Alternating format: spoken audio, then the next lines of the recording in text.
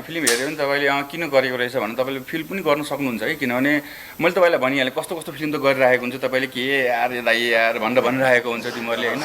भनेपछि यो चाहिँ अब निगमको लागि पनि कस्तो थियो भन्दाखेरि उसले अगाडि फिल्म गरिसकेर, एउटा के फिल्म थियो छड्के गरिसकेर उसलाई पनि एक खालको गाह्रो, उसले पनि बुझ्ने समय आइसकेको थियो कि ल है मैले अलिकति अर्को ट्र्याकमा लगाएँ है, मैले बिगारेँ। उसले पर्सनली आएर मलाई भन्यो होइन यस्तो यस्तो छ, अब चाहिँ मैले के गरेर देखाउनु पर्ने छ दाइ, अब चाहिँ नि के गरौँ भनेर उसले जुन तरिकाले मलाई भन्यो र उसको स्क्रिन प्ले हेरिसकेपछि त पुगिहाल्छ कि एउटा एक्टरलाई।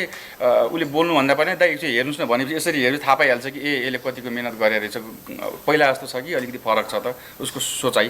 अनि त्यो हेरिसकेपछि नाइ भन्ने मेरो विचारमा जो कोही एक्टरलाई पनि उसले गएर भनेको भए सायद कुनै पनि एक्टरले नाइ चाहिँ यसलाई भन्ने नै थिएन। जो कसैलाई भएको भने म गर्छु भनिहाल्थ्यो क्या।